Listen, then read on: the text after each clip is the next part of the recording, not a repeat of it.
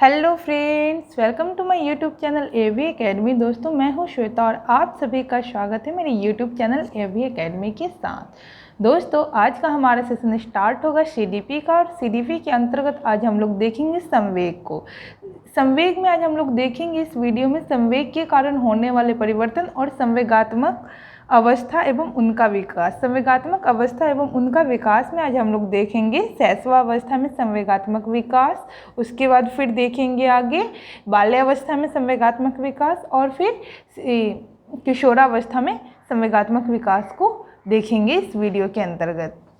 दोस्तों, इससे पहले मैं बता दूं कि संवेग से रिलेटेड एक और वीडियो मैं अपलोड कर चुकी हूं, जिसमें हमने डिस्कस किया था कि संवेग की परिभाषा को डिस्कस किया। उसमें मैकडूगल के अनुसार जो संवेग 13 प्रकार की उसकी मूल प्रवृत्ति है और संवेग है उसको डिस्कस किया, संवेग के प्रकार को डिस्कस किया तो और संवेग की विशेषता को डिस्कस किया गया है। तो अगर आप लोगों ने वीडियो नहीं देखा है तो देख लीजिए, बहुत ही ज़्यादा इंपॉर्टेंट पॉइंट को वहाँ डिस्कस किया गया है संवेग से रिलेटेड। और फिर अपने इस वीडियो को शुरू करते हैं। अगर आपने अभी तक हमारे YouTube चैनल एवी एकेडमी को सब्सक्राइब नहीं किया तो सब्सक्राइब कर ले, बेल आइकन को दबा दे ताकि लेटेस्ट अपडेट आपको मिलता रहे। और सीटेट की एग्जाम के पॉइंट ऑफ व्यू से बहुत ही ज़्यादा इंपॉर्टेंट पॉइंट को यहाँ पे डिस्कस किया जाएगा और बहुत ही आसान तरीके से, ताकि आप लोगों को बहुत ही आसानी से समझ जाए। सीडीपी बहुत ही आसान चीज़ होता है, बस समझने की देरी है। अगर आप अच्छे से समझते हैं तो इससे आसान चीज़ कोई नहीं है और आपको बहुत ही ज़्यादा स्कोरिंग मार्क्स दिलाएगा। इनफैक्ट आप 30 में से 29, 28 आराम से ला सकते हैं। तो चलिए वीडियो को शुरू करते हैं। संवेग के कारण जो भी परिवर्तन होने वाला है उसको देखते हैं। संवेग के कारण होने वाले परिवर्तन। संवेग के कारण दो प्रकार के परिवर्तन होते हैं, आंतरिक परिवर्तन और बाह्य परिवर्तन। चलिए अब देखते हैं आंतरिक परिवर्तन क्या होता है। आंतरिक परिवर्तन के अंतर्गत शरीर के आंतरिक भाग का परिवर्तन होता है। ठीक है, नेक्स्ट है बाह्य परिवर्तन। बाह्य परिवर्तन के अंतर्गत मुद्रा का परिवर्तन होता है। आगे देख रहे हैं संवेगात्मक अवस्था एवं उनका विकास, बहुत ही ज़्यादा इम्पोर्टेंट है, इसको समझना बहुत ज़रूरी है। संवेग एक अर्जित संपत्ति है। बालक जब जन्म लेता है उसके बाद उसमें धीरे धीरे संवेग का विकास होता है, यानी कि अर्जित संपत्ति, इसको अर्जन किया जाता है। ठीक है कि तो बालक जब जन्म लेता है उसके बाद उसमें धीरे धीरे संवेग का विकास होना शुरू हो जाता है। जैसा माहौल मिलेगा बच्चों को, जैसा परवरिश मिलेगा, उसके अंतर्गत उसका संवेग भी उसी प्रकार से होते चला जाएगा। क्योंकि हम लोगों ने संवेग का मूल प्रवृत्ति देख चुका है, उसमें इस चीज़ को डिस्कस किया गया है कि कैसे, और उसकी जो विशेषता है उससे आपको पता चलेगा कि संवेग कैसे, मतलब कि कैसे ये संवेग एक दूसरे से मतलब कि कोरिलेट होता है। संवेग का जो भी परिवर्तन है वो कैसे होता है, किस वजह से संवेग परिवर्तन होता है, फिर बच्चों में संवेगात्मक विकास कैसे होता है, सबको उस वीडियो में डिस्कस किया गया। आगे हम लोग देखते हैं शैशवावस्था में संवेगात्मक विकास क्या है। शिशु जन्म के समय से ही चीख पुकार और हाथ पैर चलाकर अपने अंदर की संवेग का आभास करवाता है, यानी कि शैशवावस्था की बातें कर रहे हैं हम लोग। तो शिशु जन्म के समय से ही चीख पुकार करता है, हाथ पैर चलाकर अपने अंदर के संवेग का आभास करवाता है। देखे होंगे छोटा बच्चा जो भी जन्म लेता है उसके बाद कैसे अपने संवेग को व्यक्त करता है। लेकिन इस अवस्था में उसमें कौन कौन से संवेग होते हैं, बच्चों में कौन कौन से संवेग होते हैं, इसका कोई ठोस प्रमाण नहीं मिला है कि कौन कौन सा संवेग होता है। ठीक है, शैशवावस्था को संवेगात्मक विकास का अंधावस्था भी कहा जाता है। क्वेश्चन पूछा जाएगा कि किस अवस्था को संवेगात्मक विकास का अंधावस्था बोला गया है, तो शैशवावस्था को। ठीक है, आगे देखते हैं। स्पिट्ज के अनुसार बालक या शिशु पहले 2 महीने में हर्ष और विषाद को दिखाता है। छोटा बच्चा जो भी है जो 2 महीने के अंतर्गत हर्ष और विषाद को दिखाता है, और विषाद, और फिर 3 महीने में मुस्कान को दिखाता है, और इसके बाद वह आनंद 4 महीने में दिखाता है। इस तरह से उसमें सुख और दुख जैसी संवेदनाओं का विकास होता है।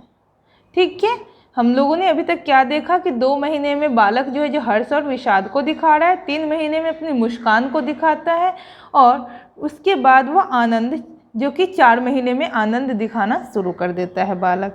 इस तरह से उसमें सुख और दुख जैसी संवेदनाओं का विकास होता है।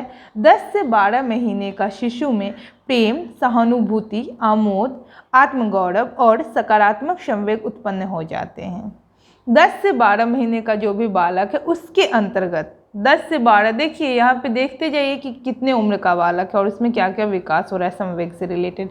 10 से 12 महीने का बालक में शिशु में प्रेम, सहानुभूति, आमोद, आत्मगौरव और सकारात्मक संवेग उत्पन्न हो जाते हैं।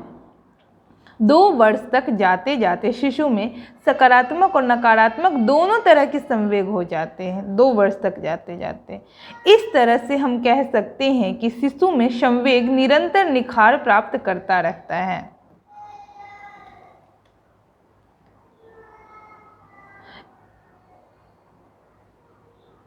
आगे है, जहाँ प्रारंभ में केवल उसकी माता उसके रोने का कारण जानती हैं। शुरू में मतलब बच्चों का जो भी संवेग है जो माता ही समझती हैं, बाद में धीरे धीरे बच्चे द्वारा अभिव्यक्त संवेग को आसानी से आम लोग भी समझ सकते हैं। तो स्पिट्ज के अनुसार जो संवेग को डिफाइन किया कि शैशवावस्था में कैसे संवेग विकसित होता है धीरे धीरे, जिसको हम लोगों ने बहुत ही आसान तरीके से मतलब बताई हूँ मैं और आप लोग समझ गए होंगे। चलिए आगे देखते हैं। 2 चीज़ हमेशा सीटेट पूछता है जो कि समझने की ज़रूरत है, उद्दीपन और उद्दीपक। देखिए उद्दीपन और उद्दीपक में क्या अंतर है, क्योंकि क्वेश्चन में दे देता है उद्दीपन और उद्दीपक से रिलेटेड। तो उद्दीपन जो कार्य करते हैं उससे उद्दीपन कहते हैं, यानी कि जो भी कार्य किया जाता है उसको हम उद्दीपन कहते हैं। उद्दीपक वह काम जो करने के लिए उत्साहित करता है उसे उद्दीपक कहते हैं। जो काम करने के लिए उत्साहित किया जाता हो उसको हम उद्दीपक कहते हैं। देखिए यहाँ कंफ्यूज नहीं होना है आप लोग को। उद्दीपन जो कार्य हम कर रहे हैं उससे उद्दीपन कहेंगे, और उद्दीपक में क्या है कि वह काम जो करने के लिए उत्साहित करता है उसे हम उद्दीपक कहते हैं। आगे देखते हैं। बाल्य अवस्था में संवेगात्मक विकास। हम लोगों ने शैशवावस्था के संवेगात्मक विकास को देख लिया, अब हम लोग बाल्यावस्था के संवेगात्मक विकास को देखेंगे। जैसा कि हम जानते हैं कि बाल्यावस्था के समय सभी प्रकार के संवेगों का जन्म हो जाता है, ठीक है। अतः इसमें कोई नवीन संवेग की उत्पत्ति नहीं होती है, बल्कि उद्दीपक के अनुसार ही अनुक्रियाएं चलती रहती हैं, ठीक है। इसमें संवेगात्मक दृष्टिकोण से निम्नलिखित विशेषताओं को देखने को मिलता है। देखते हैं क्या विशेषता है इसकी। जहाँ शैशवावस्था में बालक बहुत स्वार्थी हो जाता है, वहीं बाल्यावस्था में धीरे धीरे समाज की तरफ संबंध स्थापित करने लगता है।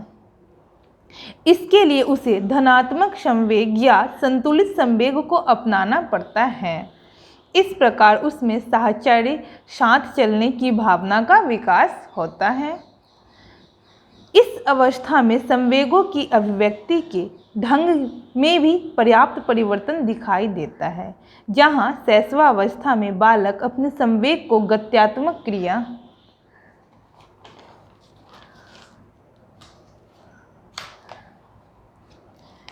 के द्वारा व्यक्त करता है, वहीं बाल्यावस्था में संवेग को उचित अभिव्यक्ति के द्वारा दर्शाया है एवं उसे अभिव्यक्त करने में परिपक्वता आने लगता है।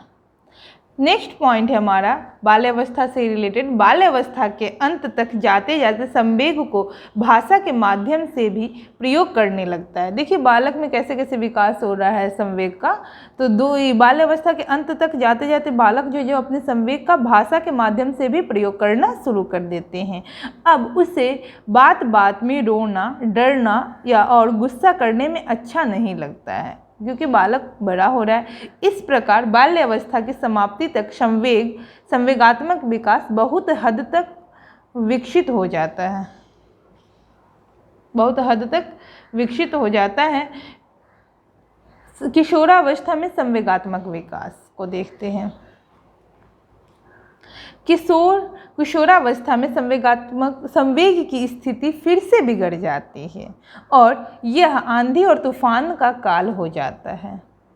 इसमें आंतरिक एवं बाह्य संवेगात्मक विकास बहुत तीव्रता से प्रभावित होता है।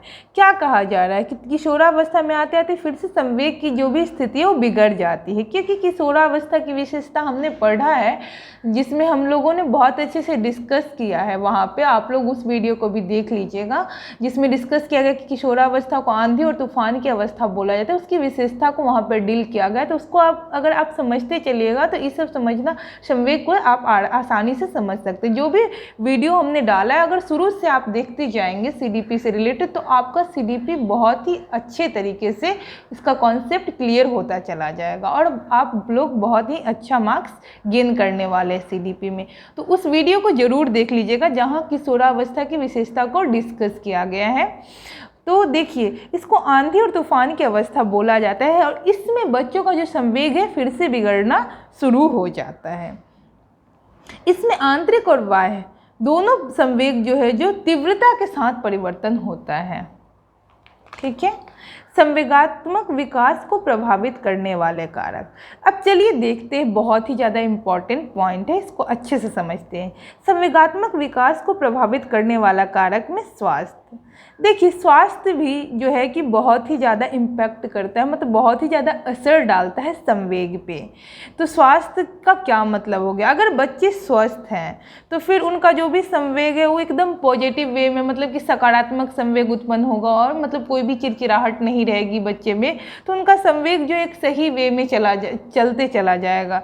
वही बच्चा अगर स्वस्थ नहीं है, किसी भी बीमारी से ग्रस्त है या फिर मतलब बीमारी से ग्रस्त होने की वजह से उनकी जो भी समस्याएं हैं वो बढ़ते जा रही है, तो बच्चे का जो संवेग है, जो हो सके तो नकारात्मक संवेग भी उसमें ज़्यादा उत्पन्न हो सकता है। बच्चे के अंदर चिड़चिड़ाहट देखने को मिलेगा, गुस्सा देखने को मिलेगा, ईर्ष्या देखने को मिलेगा, तो ये सब देखने को मिलेगा। तो वही जो संवेग जो है, जो इसको स्वास्थ्य जो है जो बहुत ही ज़्यादा प्रभावित करता है। आपका स्वस्थ शरीर रहेगा, स्वस्थ शरीर कहा जाता है कि स्वस्थ शरीर में स्वस्थ मस्तिष्क का विकास होता है। तो स्वस्थ जो है रहना बहुत ज़्यादा ज़रूरी है, तभी आपका जो संवेग है उस पर अच्छा कंट्रोल आप कर सकते हैं। चलिए नेक्स्ट देखते हैं हम। नेक्स्ट पॉइंट क्या है, संवेगात्मक विकास को प्रभावित करने वाले कारक में बुद्धि। बुद्धि भी जो है जो बहुत ही ज़्यादा प्रभाव डालता है संवेग को प्रभावित करने में, मतलब संवेग का जो भी विकास है उसको प्रभावित करने में। नेक्स्ट है परिवार का वातावरण। परिवार का वातावरण भी संवेग को प्रभावित करता है कि कैसे संवेग को प्रभावित किया जाए। यानी कि हम कहें ना कि जो मतलब संवेग जो है, जो हमारा संवेग जो उत्पन्न होता है, तो हम संवेग अर्जित प्राणी है, अर्जित संपत्ति है इसको कह सकते हैं, यानी कि अर्जन किया जाता है। ठीक है, कि अर्जन करके हम प्राप्त करते हैं संवेग को। जैसे जैसे हम बड़े होते हैं, जैसे जैसे जिस माहौल में ढलते जाते हैं, या फिर हमारे सामने जो भी जिस टाइप की भी समस्या आती है उसके अनुकूल हमारे अंदर जो भी है जो संवेग परिवर्तन होते चला जाता है। तो परिवार का जो वातावरण है, परिवार का जो माहौल है, वो भी हमारे संवेग को बहुत ही ज़्यादा प्रभावित करता है। तो इसीलिए संवेग को कहा जाता है कि संवेग एक अर्जित संपत्ति है, इसको अर्जन किया जाता है। हमारे घर का माहौल अगर अच्छा होगा, संतुलित होगा, हमारे घर में सब मतलब सारा काम सुव्यवस्थित तरीके से होगा, तो हमारे अंदर जो भी संवेग उत्पन्न होंगे वो बहुत ही बढ़िया यानी कि पॉजिटिव वे में होगा। और हम मतलब क्या कहें, जो विद्यार्थी उनका जो भी विकास है वो बहुत ही अच्छे से होगा। नेक्स्ट पॉइंट है विद्यालय का वातावरण। विद्यालय का वातावरण भी संवेग को बहुत ही ज़्यादा प्रभावित करता है। जो बच्चों का जो भी प्रभाव है संवेग से रिलेटेड वो बहुत ही ज़्यादा प्रभाव करता है। विद्यालय में कैसा माहौल है, टीचर कैसा माहौल दे रहे हैं बच्चों के, वहाँ का जो बच्चे हैं मतलब हम साथी हम उम्र के जो बालक है, सीनियर्स है, जूनियर्स से कैसा माहौल मतलब क्रिएट किए हुए। विद्यालय का जो माहौल है, विद्यालय का जो वातावरण है वो बच्चों के संवेग पे बहुत ही ज़्यादा असर डालता है। नेक्स्ट है हमजोरी मित्र का साथ। हमजोरी मित्र यानी कि मित्र के साथ से भी बच्चों का जो संवेग है जो असर डालता है, क्योंकि जो हमारी अवस्था है बाल्यावस्था हो गया, फिर हमारा जो किशोरावस्था हो गया, इस उम्र में जो हमारे साथी मिलते हैं उन मतलब साथी क्या कहा जाता है कि जैसा दोस्त बनाते हैं, मतलब दोस्त का असर पड़ता है। मतलब अगर आपके दोस्त का थिंकिंग जैसा होगा वैसा थिंकिंग आपकी भी थिंकिंग में कुछ न कुछ परिवर्तन हो सकता है। तो इसीलिए हमजोरी मित्र का साथ जो होता है वो भी संवेग को प्रभावित करने में बहुत ही ज़्यादा असर डालता है। नेक्स्ट पॉइंट है हमारा समाज और समुदाय। संवेग को प्रभावित करने में समाज और समुदाय का भी बहुत ही बड़ा हाथ होता है। समाज और समुदाय की जो भी व्यवस्था है उसके अनुकूल हमारा संवेग प्रभावित होता है। दोस्तों, उम्मीद करती हूँ कि आपको हमारे वीडियो बहुत ही ज़्यादा हेल्प करेगा। इस वीडियो में हमने क्या डिस्कस किया, तो संवेग को कैसे प्रभावित किया जाता है, इस चीज़ों को हम लोगों ने बहुत ही अच्छे तरीके से देखा है। तो अगर आपको कोई भी इस वीडियो से रिलेटेड किसी भी तरह की परेशानी होती है तो आप कमेंट सेक्शन में कमेंट कीजिए, फिर मैं उससे रिलेटेड वीडियो आपको प्रोवाइड करूँगी। Thanks for watching my video.